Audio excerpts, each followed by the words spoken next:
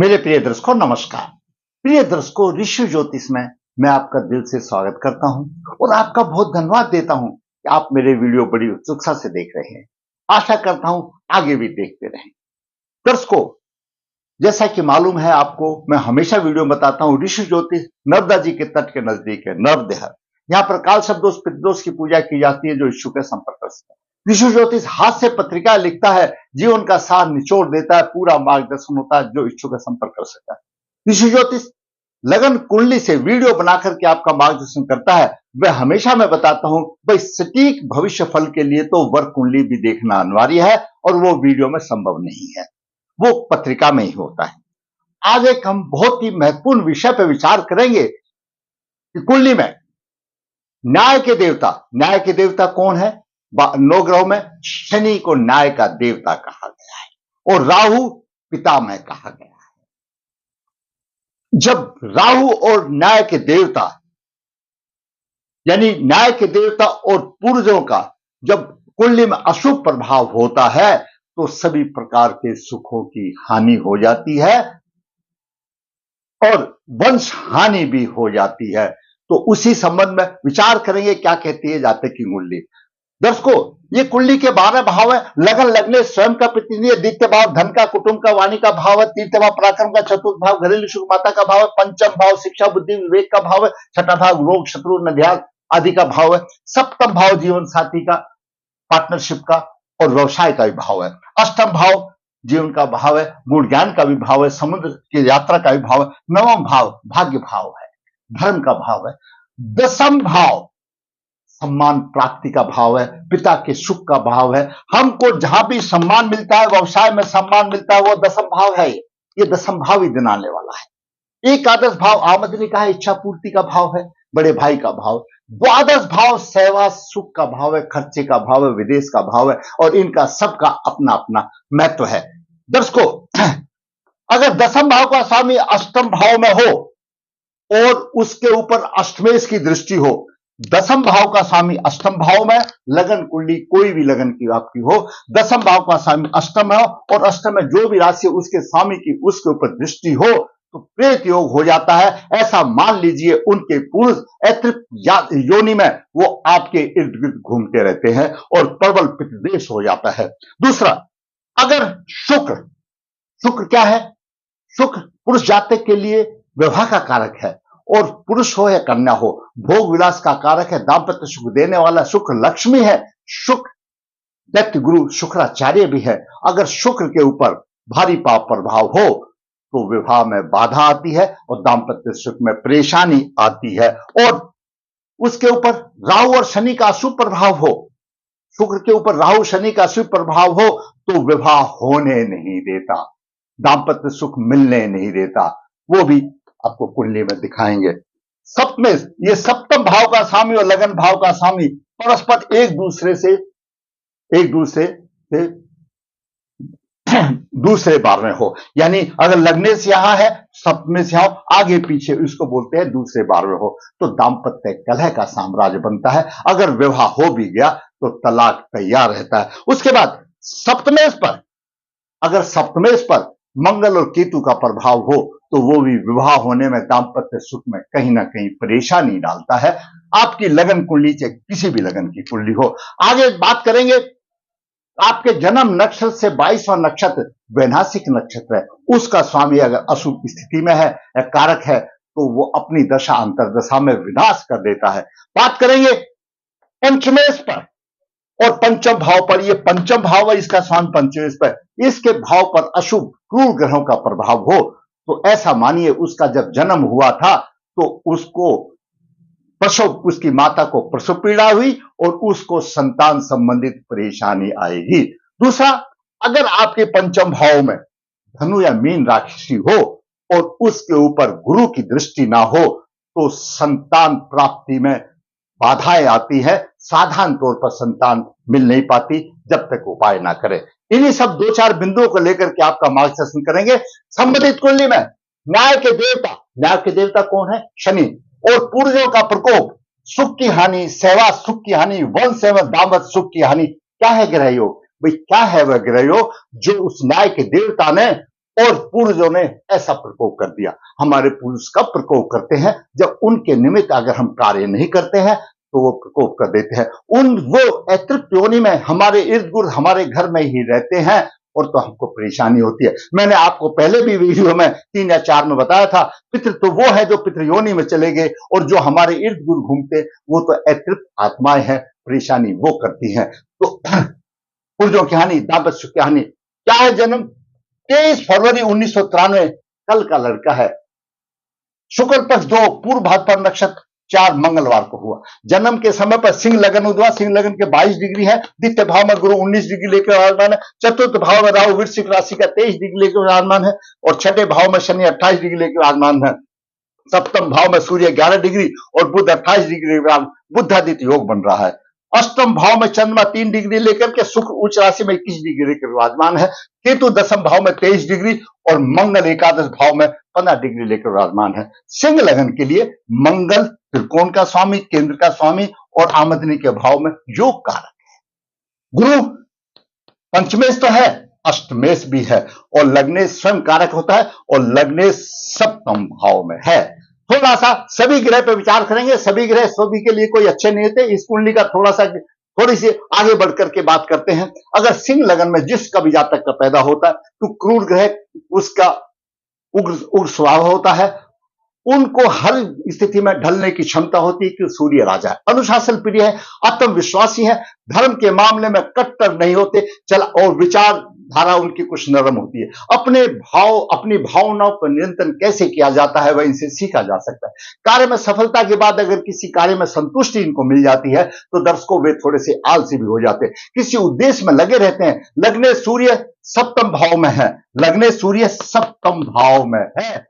स्त्री पक्ष में मधुरता थोड़ी सी कम होगी, क्यों? वो जरूरी है। लग्न और सप्तम से आपस में शत्रु होते हैं, क्यों? लग्न सिंह है तो सप्तम भाव में क्रूर राशि है, तो दाम्पत्य सुख तो मिलेगा लेकिन थोड़ी सी मधुरता नहीं रहेगी। कठिन परिश्रम करना पड़ेगा, अपने नाम को ऊंचा करने में प्रयत्नशील रहेगा और स्वाभिमान और सम्मान होगा, क्योंकि सूर्य अपनी राशि को देख रहा है। बात करें चंद्रमा की, चंद्रमा द्वादश भाव का स्वामी अष्टम भाव में है। बचपन रोगों से परेशानी होगी, मानसिक अशांति होगी, खर्च अधिक होगा, धन संग्रह करने के कारण लगा रहेगा लेकिन परेशानी आएगी। शुक्ल पक्ष का चंद्रमा है, सूर्य से केवल 22 डिग्री पर है। सूर्य के 11 डिग्री है, चंद्रमा के 3 डिग्री है, केवल तकरीबन 22 डिग्री पर है। जब तक सूर्य और चंद्रमा की आपस में दूरी बेहतर अंश की ना हो तो चंद्रमा बलवान नहीं होता। धन और कुटुंब की हानि करेगा, यहां से देख रहा है शत्रु राशि को हानि करेगा, खर्च अधिक होगा, पेट में विकार और सर्दी जुकाम निमोनिया आदि होगा, बचपन में रोगी कहलाया जाएगा, रोग हुई होगी इसके साथ। अब बात करते हैं मंगल की। मंगल सिंह लगन के लिए कारक ग्रह, केंद्र का स्वामी, त्रिकोण का स्वामी, आमदनी के भाव में। आमदनी अच्छी होगी, धन प्राप्ति, कुटुंब का सुख मिलेगा, संतान विद्या के पक्ष में भाग्यश है, थोड़ी सी सफलता देगा, लेकिन गुरु है इसका स्वामी, वो शिक्षा तो दे देगा, संतान के लिए परेशानी आएगा। अष्टम दृष्टि से मकर राशि में शनि को देख रहा है और इसको प्रभावशाली बनेगा, ननिहाल से अच्छा सुख मिलेगा और पराक्रमी होगा, विख्यात होगा, सम्मान होगा, और दाम्पत्य सुख में फिर भी परेशानी आएगी क्योंकि शनि सप्तमेश है।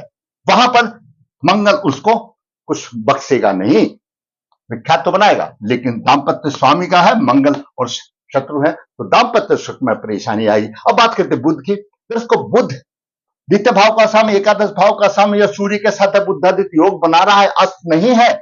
बुद्धादित्य योग अपने आप में एक अच्छा योग है, बुद्धिमान होगा, प्रसिद्ध होगा, चालाक होगा, ऐश्वर्य की प्राप्ति और धन की उसको कमी नहीं होगी क्योंकि एकादश भाव और द्वितीय भाव धन का है और लग्नेश के साथ बैठा हुआ, धन की कोई उसको कमी नहीं। अब बात करते हैं गुरु की। गुरु पंचम भाव का स्वामी, अष्टम भाव का स्वामी, द्वितीय भाव में है।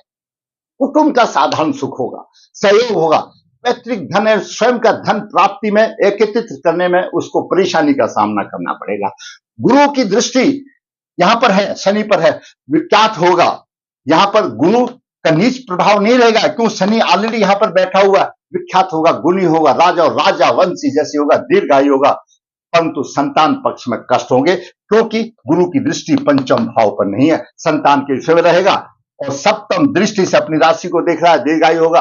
नवम दृष्टि से यहाँ पर शत्रु की राशि को देखा, केतु यहाँ से पहले से ही है, पिता से मतभेद होंगे, सम्मान प्राप्ति के लिए प्रयत्नशील होगा, शिक्षा संतान आदि में थोड़ी सी परेशानी गुरु स्वयं दे रहा है, पंचमेश हो रहा है, तो कहां से संतान होगी। आगे बात करते हैं शुक्र की। दर्शकों, शुक्र तृतीय भाव का स्वामी है, दसम भाव का स्वामी है और अष्टम भाव में है। जब दसम भाव का स्वामी, ये दसम भाव का स्वामी अगर अष्टम भाव में किसी की राशि हो, तो ऐसा मानकर सोचो पूर्व जन्म के किए गए अशुभ प्रभावों के स्वरूप दसम भाव का स्वामी अष्टम में आता है। शुक्र उच्च राशि का होते हुए भी कुछ इस प्रकार की दशा होगी, जैसे मैं आपको उदाहरण दूं। कैसा उदाहरण दूं कि जब हमारे पास चने खाने के लिए होते हैं तो दांत नहीं होते, यानी बचपना समझ लो, तो दांत नहीं होते, और जब दांत आ जाते हैं तो चने नहीं होते। सारांश ये कि जातक को सभी सुख साधन उस समय पर मिलेंगे, अब उनको भोग करने में वो असमर्थ होगा, तो उसका क्या फायदा होगा भाई? कोई फायदा नहीं होगा। जब उसकी उम्र चली जाएगी, वो सुख साधन होंगे, कोई भी किसी भी तरह के सुख साधन हो, अंत में मैं आपको बिल्कुल जो बता दूंगा, तो उसका कोई फायदा नहीं होगा। आयु के साथ साथ संपन्न भी होगा। स्त्री सुख में स्वयं शुक्र कमी करेगा। हालांकि कहा जाता है कि अगर द्वितीय राशि में शुक्र हो, किसी तरह से विवाह हो जाता है, लेकिन यह अष्टम भाव में आ गया, स्त्री सुख में स्वयं कमी का कारण बनेगा। भाई बहन पिता का सहयोग में थोड़ा सा अच्छा मिलता है, किंतु सदा चिंतित रहेगा। कुटुंब पर भारी खर्चा करेगा, नीच दृष्टि से देखा, कुटुंब भारी खर्चा करेगा, धन का अभाव हो जाएगा, आयु के साथ संपन्न, स्त्री सुख में कमी। जब शुक्र स्वयं विवाह का कारक है, स्त्री सुख का कारक है, स्वयं यहाँ अष्टम भाव में आकर के स्त्री सुख में कमी का कारण बन रहा है। अभी तो बाकी चीज तो मैंने बताया नहीं, जो असली मेन चीज है, बने रहिए। देखिए, गुप्त रोग हो सकते हैं, शुक्र विवाह का कारक है। यहां पर आप बताइए, पुरुष लगन जो है, पुरुष लगन की कुंडली में शुक्र, कोई भी किसी भी लगन को शुक्र विवाह का कारक है, दाम्पत्य सुख देने वाला है। शुक्र पर भारी पाप प्रभाव है। कैसे प्रभाव है, अंत में हम बताएंगे। तो विवाह सुख में दिक्कत आती है। आगे चलते हैं, शनि का प्रभाव करते हैं। शनि सप्तमेश है और छठे भाव का स्वामी छठे भाव में है। शत्रु पक्ष पर प्रभावी होगा, ननिहाल पक्ष उसका अच्छा होगा, खर्चा अधिक होगा। सप्तम दृष्टि से देख रहा, खर्चा अधिक होगा। तीसरी दृष्टि से यहां पर देख रहा, शुक्र को पीड़ित कर रहा है। अभी हम इतना ही बताएंगे, शनि शुक्र को पीड़ित कर रहा है। यहां पर शुक्र शनि को पीड़ित कर रहा है।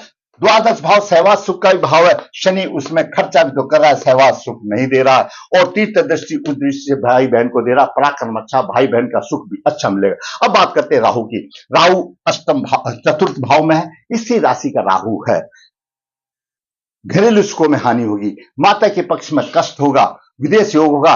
स्त्री जाति का राहु घर में प्रेत बाधा को जन्म देता है। यहां पर इनके पूर्वज कहीं ना कहीं घर में रहते हैं, कोई ना कोई किसी को प्रेत बाधा आ सकती है, जीवन में कष्ट होगा, पिता से मधुरता नहीं रहेगी। और यहां पर सप्तम दृष्टि से शुक्र पर राहु का भी प्रभाव है। शनि का भी प्रभाव मैंने आपको बताया, राहु का भी प्रभाव मैंने आपको बता दिया। और राहु की नवम दृष्टि यहां पर भी आ गई, यहां पर आ गई, द्वितीय भाव में नवम दृष्टि भी आ गई। उधर शनि की भी सप्तम दृष्टि भी राहु की यहां पर आ गई। राहु और शनि दोनों का प्रभाव शुक्र पर भी है, राहु और शनि दोनों का प्रभाव द्वादश भाव पर भी है। यहीं पर समीकरण खराब हो गया। अब केतु की ओर बात कर लेते हैं एक सेकंड, फिर हम आपको निचोड़ बताएंगे। केतु दसम भाव में है, पिता और व्यवसाय में परेशानी आएगी, या तो स्थान बदली होगा या बार बार व्यवसाय भी बदलेगा, परिश्रम अधिक करना पड़ता है, फिर भी चतुराई से उन्नति करने के लिए बाध्यता है। और पंचम दृष्टि यहां पर केतु धन भाव को देख रहा है, गुरु को भी पीड़ित कर रहा है, धन की हानि, कुटुंब की हानि होगी। उधर मंगल भी पीड़ित कर रहा है। मंगल हालांकि नवमेश और है, लेकिन राहु अधिष्ट राशि का स्वामी है, तो पंचमेश है। मंगल बहादुर बनाएगा, साहसी बनाएगा, लेकिन संतान देने में सक्षम नहीं होगा, चाहे मंगल अपनी ही राशि को क्यों ना देखे। तो ये दोनों पंचमेश को देख रहे हैं और मंगल की भी यहां पर पंचम है। तो ऐसे जातक का जब जन्म हुआ, जब माता को प्रसव पीड़ा हुई और स्वयं को संतान की हानि का योग बन जाता है, सेवा सुख में हानि हो गई। बात आ जाइए, राहु और शनि सिंह लगन के लिए अकारक हैं। एक दर्शकों सूत्र है, मैं हमेशा बताता हूं कि सूर्य, शनि और राहु तीन ग्रह ये, और द्वादश भाव का स्वामी 4, और राहु अधिष्ट राशि का स्वामी जिसमें राहु अकेला है। ये 5 ग्रह, इन 5 में से 2 या 2 से अधिक ग्रहों का जहां पर अशुभ प्रभाव होगा उससे संबंधित पृथक कर देंगे सिंह लगन की कुंडली में। राहु भी सूर्य का शत्रु है, शनि भी सूर्य का शत्रु है। राहु का प्रभाव शुक्र पर है, शनि का प्रभाव शुक्र पर है। शुक्र विवाह का कारक है, शुक्र भोग विलास का कारक है, शुक्र दाम्पत्य सुख देने वाला है, तो उससे वंचित कर दिया, अलग कर दिया। विवाह में परेशानी आ गई, विवाह में बाधा आ गई। और दोनों की दृष्टि, राहु और शनि की दृष्टि दोनों की द्वादश भाव पर है, खर्चा अधिक और सेवा सुख में कमी। अब दर्शकों देखिए, गुरु ने संतान हानि दे दी, मंगल ने संतान हानि दे दी, वंश की हानि होगी। राहु और शनि ने विवाह की हानि दे दी और दाम्पत्य और सेवा सुख की हानि होगी। ये कैसे हो सकता है? संतान कैसे मिल सकती है जब विवाह नहीं होगा? विवाह हो जाने के बाद भी सेवा सुख नहीं मिलेगा, तो यह संभव नहीं है कि संतान हो। तो कहने का मतलब है, राहु पूर्वज है और न्याय का देवता शनि है। जब इन्होंने पूर्वजों का नहीं सम्मान किया, तो आखिर में आकर के उसको वंश वृद्धि रोक दी, दाम्पत्य सुख को रोक दिया और सेवा सुख को रोक दिया, धन के आमदनी को खराब कर दिया। और ये स्थिति यहां पर आ गई। बुध की महादशा चल रही है, यही मैंने बता दिया। और 22वां नक्षत्र मूल नक्षत्र, मूल नक्षत्र के स्वामी केतु है। केतु की जब भी दशा अंतर दशा आएगी, विनाश कर देगा। यहीं पर विनाश कर दिया, केतु ने गुरु को पीड़ित कर दिया। केतु की ये शनि पर भी दृष्टि आ गई, केतु की यहां पर पंचम भाव में भी 7, 8, 9वीं दृष्टि यहां पर भी आ गई, केतु की पश्चिमेश पर भी आ गई और मंगल की भी अष्टम आ गई। यानी शनि पर मंगल का भी प्रभाव आ गया और केतु का भी प्रभाव आ गया। शनि कौन है? सप्तमेश है। और दर्शकों देखिए, स्वयं सप्तमेश है। सप्तमेश ने शुक्र को पीड़ित कर दिया। जब राजा न्याय करता है तो अपना सुख नहीं देखता। हालांकि शनि स्वयं सप्तमेश है, लेकिन उसने न्याय किया, उसने शुक्र को पीड़ित करा दिया। राहु और शनि ने मिल करके, और विवाह रुक गया। दाम्पत्य सुख और सेवा सुख में हानि हो गई, दाम्पत्य सुख की हानि हो गई। वंश कैसे चलेगा? अकेला बच्चा, दूसरा बच्चा है नहीं, कैसे वंश चलेगा? ये है पूर्व जन्म के कर्मों का। ये साधारण उपाय से ये दोष जाने वाले नहीं है दर्शकों, क्योंकि न्याय के देवता और पूर्वजों का प्रकोप है। सुख की हानि हो गई, सेवा सुख की, वंश की हानि, दाम्पत्य सुख की हानि। ये ग्रह योग मैंने आपको बता दी, साधारण उपाय से नहीं चलेगा दर्शकों। इसके लिए गूढ़ उपाय करना पड़ेगा। संपूर्ण कुंडली का विश्लेषण करके, वर्ग आदि देख करके, सब विधिवत पित्त दोष निवारण करना पड़ेगा। ये दोष आए तो बाहर करना पड़ेगा। राहु और शुक्र की शांति करानी पड़ेगी, शनि शुक्र की शांति करानी पड़ेगी, मंगल शनि की शांति करानी पड़ेगी, केतु गुरु की शांति करानी पड़ेगी। ये सब शांति कराने के बाद ऐसे जातक को, पुरुष है तो अर्क विवाह करना चाहिए, कन्या है तो कुंभ विवाह करना चाहिए। उसके बाद योग वर या कन्या से विवाह करे तो जीवन सुखी होगा। मैंने आज एक होनहार पुरुष, जिसकी आयु कितनी है? 7 और 24, 31 वर्ष की आयु है। घर वाले इंतजार देख रहे हैं कब शादी तो होगी कहां। शादी तो न्याय के देवता और पूर्वजनों ने रोक दी भाई। जब शादी नहीं, सेवा सुख नहीं, और शादी और सेवा सुख नहीं, तो वंश कहां से चलेगा? इन सभी का आपस में संबंध है। आपको अगर मेरा वीडियो अच्छा लगा तो मैं कहूंगा, आग्रह करूंगा आपसे, भाई आपका वीडियो लाइक अवश्य कीजिए और 2 शब्द कमेंट्स के भी लिख दीजिए। खराब लगा डिसलाइक कर दी, कोई दिक्कत नहीं है। हम अपने ज्ञान की वृद्धि करेंगे, आपका ज्ञान हम जरूर बढ़ाने की कोशिश करेंगे, लेकिन आप लाइक अवश्य करें। और जिसने मेरा चैनल सब्सक्राइब नहीं किया है, मैं कहूंगा भाई आप चैनल को सब्सक्राइब करें, ताकि आने वाली वीडियो भी आपको मिल सके और आपके ज्ञान की वृद्धि कर सके। धन्यवाद।